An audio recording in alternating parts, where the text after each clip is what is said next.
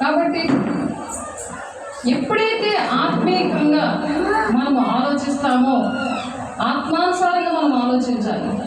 ఎందుకంటే శరీరము మట్టి అయిపోతుంది. రిస్కిలా శరీరం ఏంటవుతుంది? మట్టి అయిపోతుంది. నీ ఆత్మ మాత్రం అది ఎక్కడికి వెళ్ళాలి? దేవుని దగ్గర నుంచి వచ్చింది కాబట్టి దేవుని దగ్గరికి అది చేరాలి. అంటే ఆత్మ సంబంధమైన విషయాల మీదే మనసు పెట్టుకోవాలి, శరీర సంబంధమైన విషయాల్లోనే మనసు పెట్టుకోకూడదు. అందుకనే మొదటి నీతిని రాజ్యాలు వెతకండి, మీ పరలోకం తెలుసు, మీకు ఏది కావాలో మీ పరలోకాన్ని ఇస్తాడు అని ఉంది వాక్యం. మత్తయి సువార్త 6వ అధ్యాయంలోని 33వ వచనంలో ఉంటుంది. మీ పరలోకం తెలుసు మీకు ఏది కావాలో. ఆకాశ పక్షులను చూడండి, అవి విత్తవు, కోయవు, పొట్లలో కూర్చుకొనవు, కానీ పరలోకపు తండ్రి వాటిని పోషిస్తున్నాడు. అవి అందుకనే ఉదయం లెక్కన 5 గంటలకి చాలా స్తుతిస్తాయి పక్షులు. ఎందుకంటే దేవుడు ఆ పక్షులకి, నోరు లేని పక్షులకి స్తుతించే మనసు ఇచ్చాడు. మరి మనిషికి కృతజ్ఞత ఎందుకు లేదు? అవేమో కష్టపడకుండా దేవుడు ఎలా పోషిస్తున్నాడు? మరి మనిషిని పోషించడా? అడవి పువ్వులను చూడండి, అడవి గడ్డి పువ్వులు చాలా కలర్ఫుల్గా ఉంటాయి, చాలా అందంగా ఉంటాయి. ఈ రోజు ఉంటే రేపు ఇలా వాడిపోతాయి, అందం ఉండదు దానికి, అలా ముద్దైపోయినట్టు ఉంటాయి గడ్డి పువ్వులు. చూసారా? వాటర్తో ఉంటాయి, అది వాటర్ ఇలా చిక్కగా వాటర్ వస్తుంది ఆకుల నుంచి.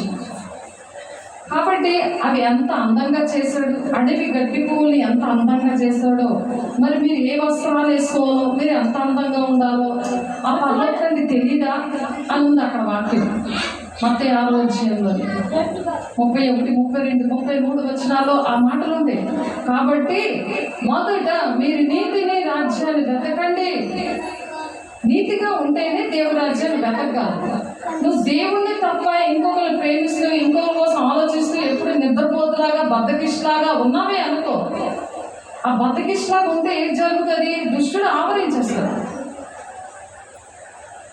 దేవునికి లోబడాలి. దేవా, నేను నీకు నమ్మకంగా ఉంటానయ్యా అని దేవునికి లోబడి ఆ బద్ధకం అనే దెయ్యాన్ని యేసు నామములో బయటికి పొమ్మని ఆజ్ఞాపిస్తానని చెప్పి ఎప్పుడైతే నువ్వు ఆ మాట అంటావో, అది యాకోబు 4:7 ఉంది, చాలాసార్లు చెప్పిన మాట అది. దుష్టుడికి లోబడకపోకూడదు. దుష్టుడు శోధించడానికి దేవుని పిల్లల దగ్గరికే వస్తాడు. వాడిని ఎదిరించే శక్తి అనేది మన దగ్గర దేవుడు ఇచ్చారు. దోమ నీ మీదకి వచ్చినప్పుడు కొడతావా గట్టిగా, లేదా కుట్టించుకుంటావా గట్టిగా? ఈగలు వచ్చినా సరే ఇలా చేతులతో తరుగుతావా లేదా? మరి దోమలు ఉదాహరణ దెయ్యం వచ్చినప్పుడు ఎందుకు తరగలేకపోతున్నారు?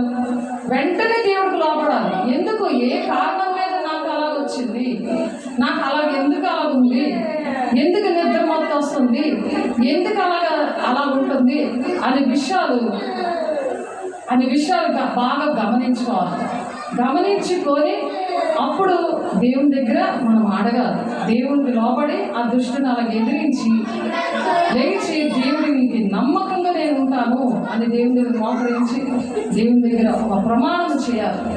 ఏ మాటలైతే దేవుడు మనకు అనుదిన ఆహారము దేవుడు దయచేశాడో, బుధవారం, శుక్రవారం, ఆదివారం దేవుడు ఇస్తున్నారు. మరి యూట్యూబ్ ఛానల్లో వాక్యం వస్తుంది. ఆ వాక్యము మరి రాసుకొని అవి అలాగే ఇంటిలోని దాన్ని ధ్యానించి మనసులో, హృదయంలో ముద్రించుకొని, దేవా ఈ వాక్యం ఎందుకు నాకు గుర్తుండట్లేదు అని దేవుని దగ్గర అడగాలి. దేవుని దగ్గర అడిగినప్పుడు అలా సరి చేసుకున్నప్పుడు దేవుడు వాక్యం గుర్తు చేస్తాడు. గుర్తుంటుంది అని మొదటి యోహాను 1వ అధ్యాయం 9, 10 వచనాల్లో ఉంది. ఎప్పుడైతే సరి చేసుకుంటావో వాక్యం గుర్తుంటుంది.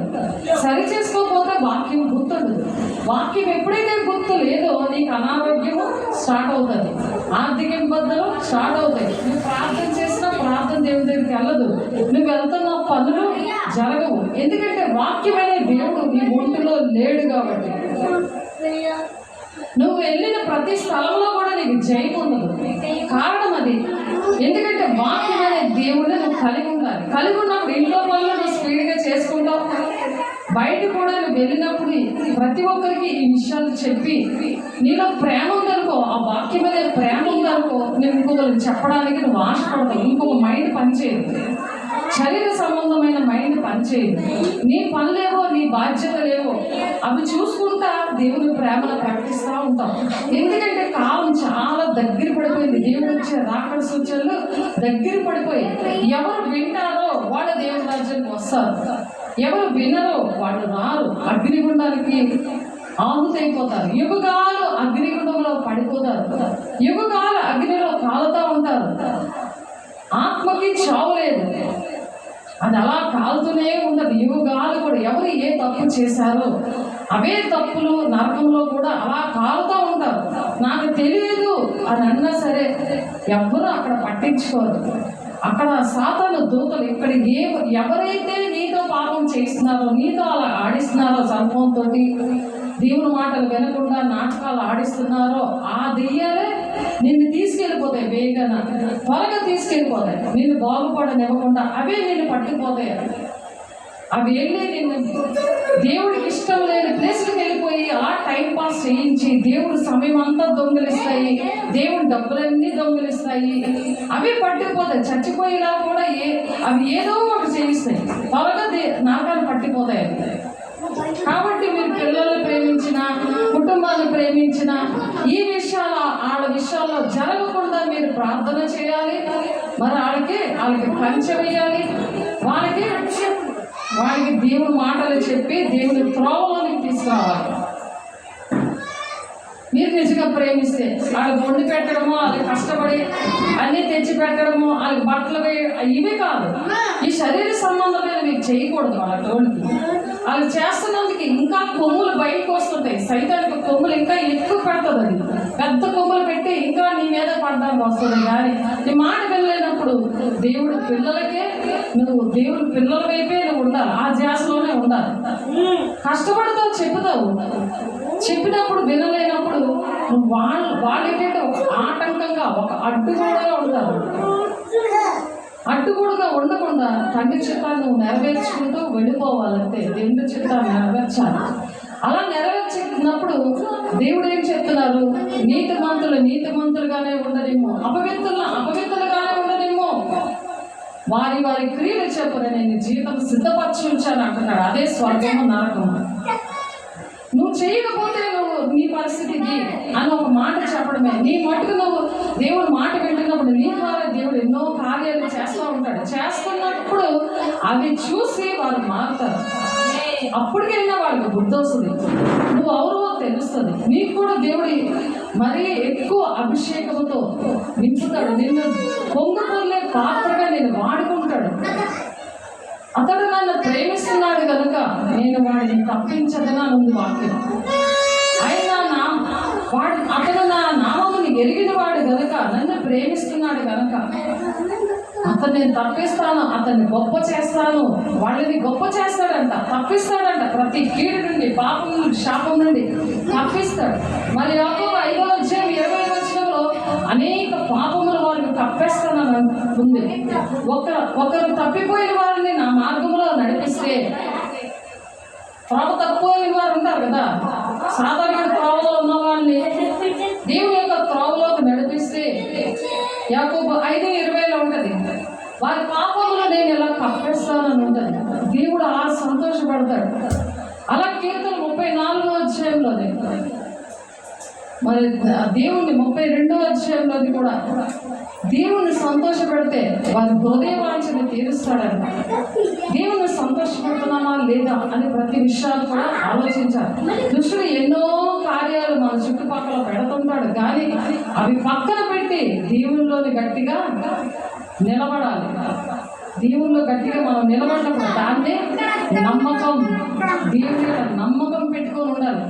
స్థిరమైన పునాది నేనే అనేసి పాటలున్నాయి, వాక్యం ఉన్నది. దేవునిలో పునాది అనేది గట్టిగా, క్రీస్తు అనే బండ మీద పునాది అనేది గట్టిగా ఉన్నప్పుడు నువ్వు ఎటువంటి శ్రమ వచ్చినా, ఎవరు నిన్ను బాధ పెడుతున్నా నువ్వు గట్టిగా దేవుని కోసం నిలబడిపోతావు. ఆయన ప్రేమ నీ దగ్గర నుంచి వెళ్ళదు. నాకు శ్రమైన, ఖడ్గమైన, హింసైన, ఉపద్రవమైన నా ప్రేమ నుండి ఎడబాపున అంటాడు పౌలు. ఎన్నో శ్రమలు పొందుతున్నాడు. బ్రతుకుట క్రీస్తే, చావైతే లాభమే అన్నాడు క్రీస్తు. నేను క్రీస్తుని పోలే నడుస్తున్నాను, మీరు నన్ను పోలే నడవండి అన్నాడు ఆయన. మనం కూడా ఆ విధంగా మనం నిలబడాలని అపోస్తుల బోధలో, ఆదిమ సంఘం బోధలో దేవుడు పెంచుతున్నారు. ఎన్నో శ్రమలు వస్తాయి. అది ఇరుకు మార్గం కాబట్టి కొద్దిమందే వెళతారని ఉంది వాక్యం.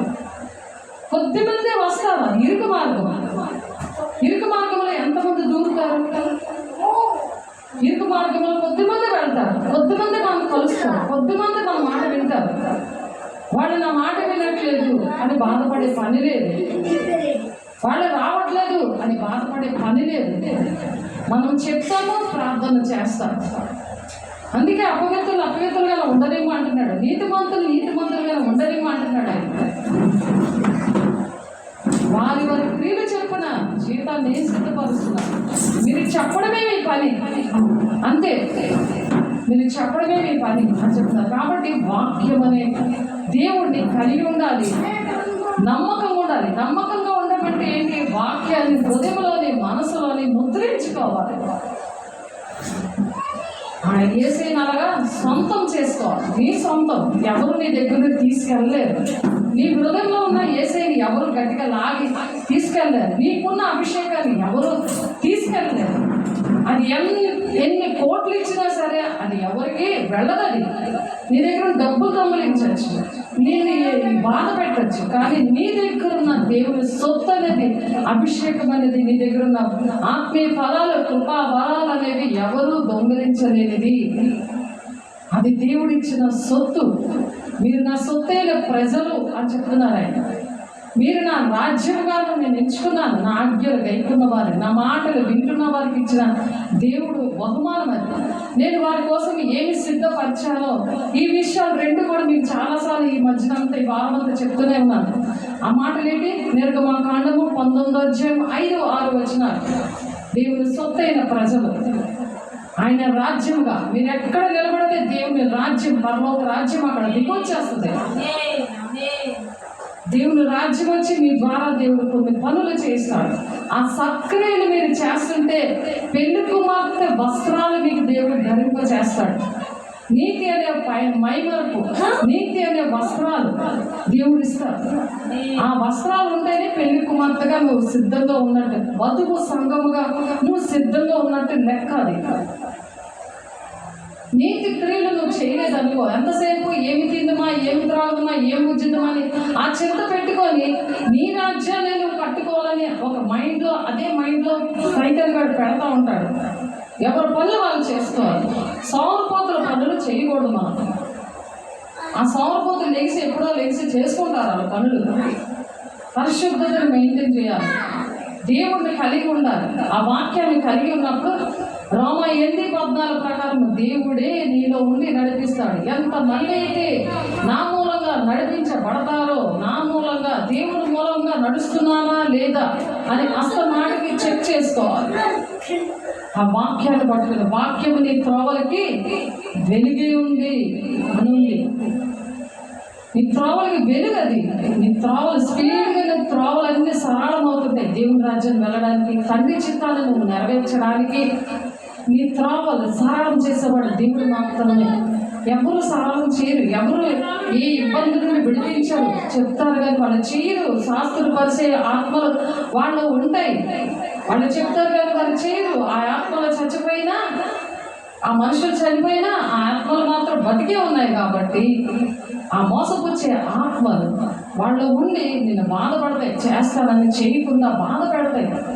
ఎందుకు? మనుషులు నమ్మటి కంటే, రాజులు నమ్మటి కంటే యెహోవాను ఆశ్రయించడం మేలు అన్నప్పుడు మనం యెహోవాను ఆశ్రయించడమే మనకు మేలు. ఆయనే ఆశ్రయ దుర్గమై ఉన్నాడని ఆయన ఆశ్రయము అంటున్నారు ఇక్కడ. కీర్తనలు 62:8 మనం నేర్చుకుంటున్నాం. ఇక్కడ ఆయన సన్నిధిని మీ హృదయంలో కుమ్మరించుడి, దేవుడు మనకు ఆశ్రయము. ఎవరు ఆశ్రయం మనకు? దేవుడే మనకు ఆశ్రయము. దేవుడి దగ్గరికి దేవుడు ఆశ్రయంగా మనం భౌతికంగా దేవుని ఆలయం ఇచ్చారు. ఆ ఆలయం దగ్గర ఎప్పుడైతే హృదయాన్ని కుమ్మరిస్తారో అప్పుడు నీ దేహమే దేవునికి ఆలయమై ఉన్నదని మీరు ఎరుగరా అని అంటున్నారు దేవుడు. ఆ ఆలయాన్ని పాడు చేసుకోకూడదు. లోకానుసారమైన చెత్త చెదారం నింపుకొని, అటువంటి మాటలు నింపుకొని, దేవుడి మాటలనే నువ్వు నింపాలి. కానీ ఆ టీవీలోవి, సెల్ ఫోన్లోవి మనుషుల మాటలు ఇవన్నీ నింపకూడదు. నింపావా నీ శరీరము అనే దేవాలయం పాడైపోతుంది, అనారోగ్యం వస్తుంది, ఆర్థిక ఇబ్బందులు వస్తాయి. ఆ నీ దేహాన్ని పాడు చేస్తే, దేవుని ఆలయాన్ని పాడు చేస్తే నేను వాళ్ళని పాడు చేస్తానని వాక్యం. దేవుడే పాడు చేసేస్తాడంట వాళ్ళ బాడీలో. అందుకే ఆ ఊపు రావడము, ఆ కాళ్ళు, ఆ చేతులు వనకడము, హార్ట్ అలాగా నొప్పి రావడం, ఇదంతా కూడా ఏదమ్మా దాని కారణం. కాళ్ళు పీకడాలు ఇవన్నీ కూడా అనారోగ్యం వచ్చిందంటే దుష్టుడు వచ్చాడని లెక్క. వెంటనే వేయించాలి, దేవుని దగ్గర లోబడి అప్పుడు యేసునామములో వెళ్ళగొట్టాలి. దేవుని ఫస్ట్ లోబడాలి. దేవా తప్పైందయ్యా, నేను ఈ విషయంలో నీ మాట వెళ్ళలేదయ్యా, ఆజ్ఞాతిక్రమే పాపం అన్నా, నీ మాటని నేను ఉల్లంఘించాను, నీ మాట నేను వినలేదు అని చేతులెత్తి దేవుడు ప్రమాణం చేయడము, ఆ దుష్టుని వెళ్ళగొట్టడము.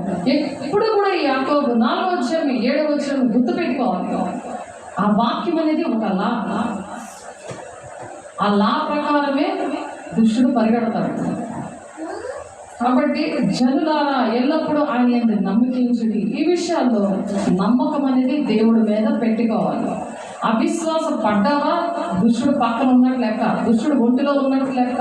జరుగుతుందా? అవ్వదు. నా పరిస్థితి ఇంతే, దేవుడు నమ్ముకున్నా ఇంతే, నాకు ప్రార్థన చేసిన పాస్టర్ గారు ఇంతే అంటే నువ్వు తెచ్చుకున్నావు. మళ్ళీ నువ్వు దుష్టుడు పనులు చేసుకొని నువ్వు తెచ్చుకున్నావు. నీ దేవమైన ఆలయాన్ని నువ్వు పాటు చేసుకుంటున్నావు.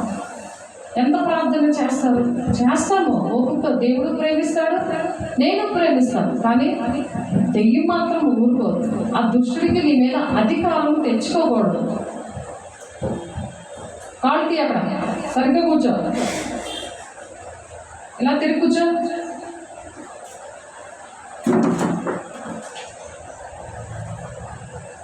కాబట్టి విలాప వాక్యాలు 2వ అధ్యాయం 19వ వచనంలో చెప్పండి ఎంత?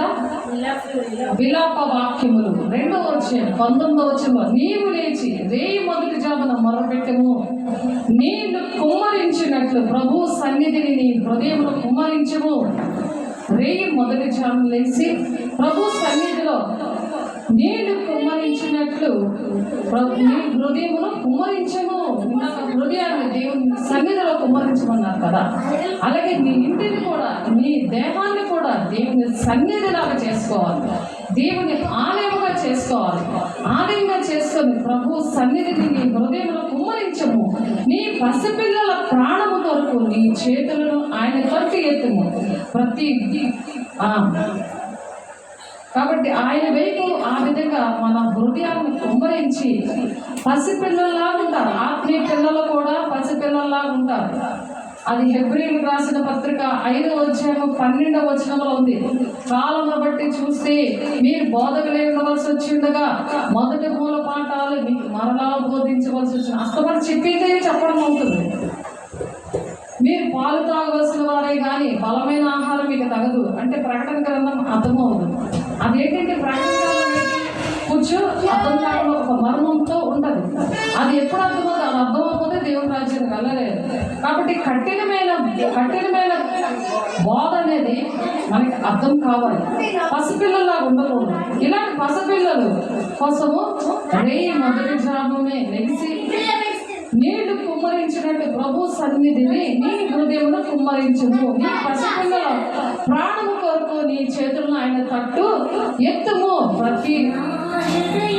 ప్రతి విధమైన ఆ వేదన దుఃఖం నుండి కూడా దేవుడు విడిపించే దేవుడు, గొప్ప దేవుడు, శక్తిమంతుడు మనతో ఉన్నాడు. కాబట్టి నమ్మకము కలిగి ఉండమని చెప్తున్నారు. నమ్మకం కలిగి ఉండమని చెప్తున్నారు. నీ పసిపిల్లల ప్రాణము కొరకు నీ చేతులను ఆయన తట్టు ఎత్తుము అంటున్నారు. దేవుని తట్టు ఎత్తి నీళ్లు కుమ్మరించినట్టు అంటే కళ్ళ ఇలా చదివితే నీళ్ళు ఇలా భూమి మీద దెబ్బేయాలని పడతాయి కదా, అలాగా కన్నీరు రావాలి.